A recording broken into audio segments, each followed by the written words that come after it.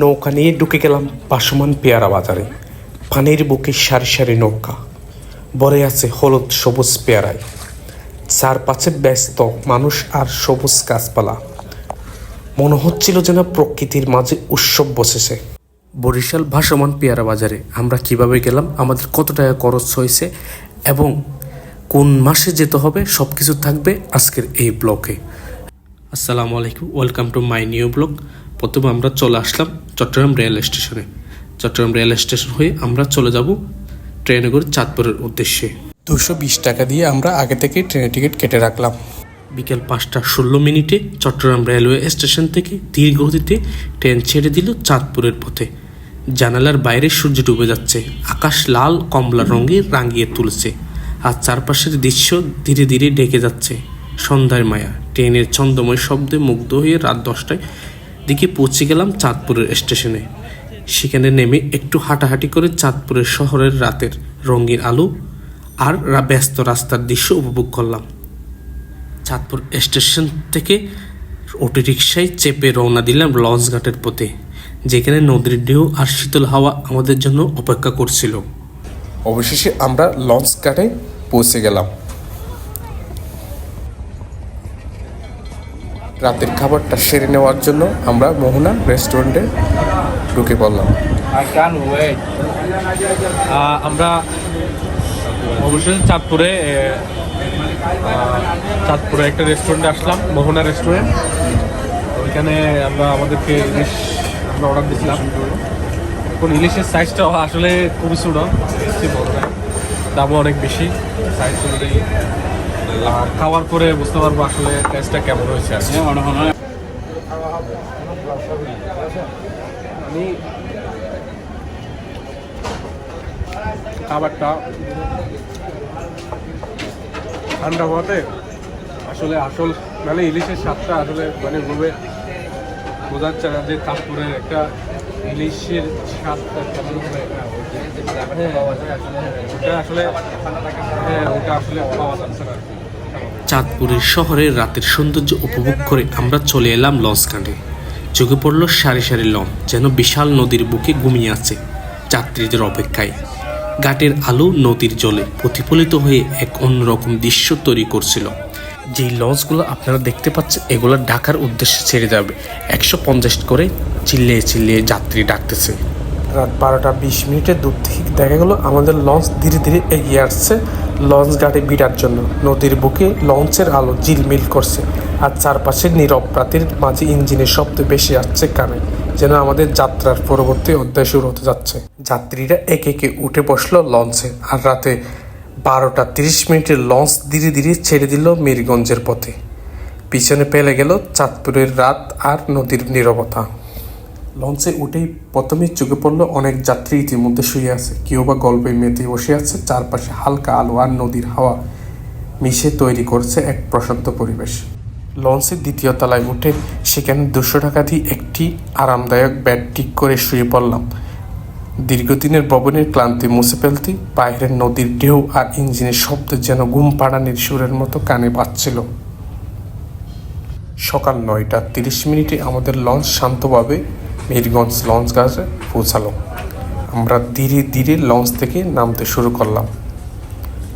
চারপাশে নদীর নীরবতা আর ঘাটের ব্যস্ততা মিলেমিশে এক অদ্ভুত আনন্দের পরিবেশ তৈরি করছিল। সূর্যের নরম আলো নদীর জলে প্রতিফলিত হয়ে দিচ্ছিল এক মনোরম দৃশ্য, আর যাত্রীদের মুখে হাসি উত্তেজনা স্পষ্ট।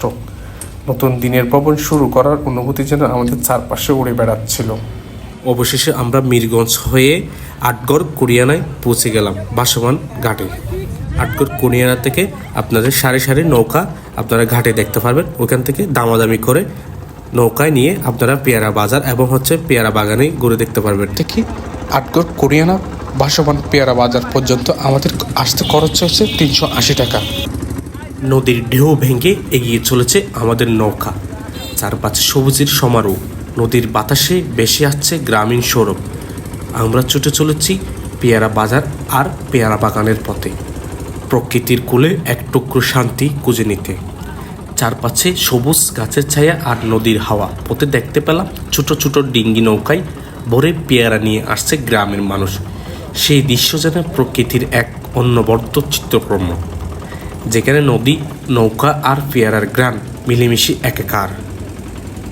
সাথে চোখে পড়ল সারি সারি নৌকা থেকে পেয়ারার বোঝা তোলা হচ্ছে বড় একটা নৌকাতে, যেন নদীর বুকে বসে আছে এক জীবন্ত পেয়ারা বাজার, যেখানে নদী, নৌকা আর মানুষের হাসি মিলেমিশে তৈরি করেছে এক অনন্য দৃশ্য। সারি সারি নৌকা দাঁড়িয়ে আছে পেয়ারা বাগানের সামনে। অবশেষে আমরা এখানেই নেমে পড়ব।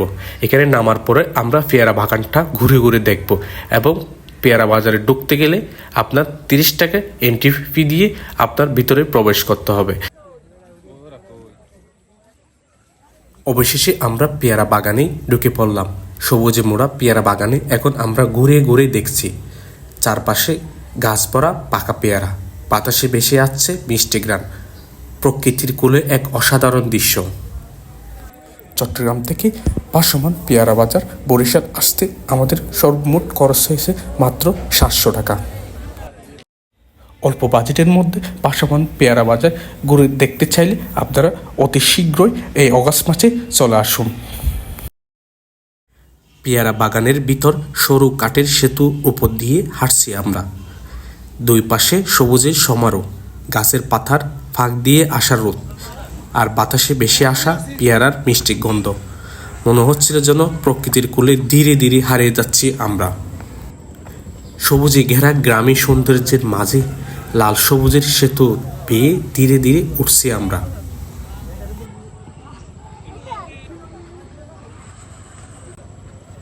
উপরে উঠতেই চোখের সামনে খুলে গেল চারপাশের অসাধারণ দৃশ্য, যেন প্রকৃতি নিজে তার সৌন্দর্যের কথা মেলে ধরেছে আমাদের জন্য। সেতুর উপর দাঁড়াতেই চোখের সামনে খুলে গেল এক অনন্য দৃশ্য। দূরে নদীর বুক জুড়ে ধূসর মেঘের বিট, আর আমাদের মাথার উপরে হঠাৎ নেমে এলো গুড়ি গুড়ি বৃষ্টি। ফোঁটাগুলো সেতুর রেলিং চুয়ে পড়ছে নদীর জলে, আর নদীও যেন মুগ্ধ হয়ে সেই ছন্দ শুনছে। বাতাসে বৃষ্টির মিষ্টি গন্ধ, চারপাশে শান্ত নীরবতা। মনে হচ্ছিল আমরা যেন প্রকৃতির আসলে দাঁড়িয়ে আছি, যেখানে সময় থেমে আছে কেবল এই মুহূর্তের জন্য। সেতুর উপর থেকে আমরা ধীরে ধীরে ক্যামেরাটা ঘুরিয়ে ঘুরিয়ে ধরতে লাগলাম চারপাশের দৃশ্য। একদিকে নদীর অসীম বিস্তার, অন্যদিকে সবুজে মোড়া গ্রাম আর দূরের পাহাড়ের ছায়া। গুড়ি গুড়ি বৃষ্টি ফোঁটা লেন্সে এসে পরে দৃশ্যটাকে করে তুলেছিল আরও জীবন্ত, যেন প্রকৃতি নিজের হাত দিয়ে এঁকে দিচ্ছে এক নিখুঁত ছবি। আপনাদেরকে একটা বিষয় বলে রাখি, যারা ভাসমান পেয়ারা বাজার এবং পেয়ারা বাগান দেখতে আসবেন অবশ্যই অগাস্ট মাসে আসার চেষ্টা করবেন, কারণ ওই সময়ের মধ্যে আপনারা সুন্দর এবং পেয়ারা বাগান এবং যে ভাসমান বাজার দেখতে পারবেন। সবশেষে আমরা রওনা দিলাম ভাসমান হোটেলের দিকে। পথে চোখে পড়ল বাবির হোটেল আর ভাসমান মা হোটেল। নদীর জলে যেন সাঁতার কাটছে এই সুন্দর স্থাপনাগুলো। আমরা মা হোটেলে ঢুকে দুপুরের খাবার সেরে নিলাম। নদীর নীরবতা আর হালকা হাওয়ার মাঝে খাওয়া আনন্দের এক নতুন অনুভূতি এনে দিল আমাদের মাঝে। ধন্যবাদ সবাইকে।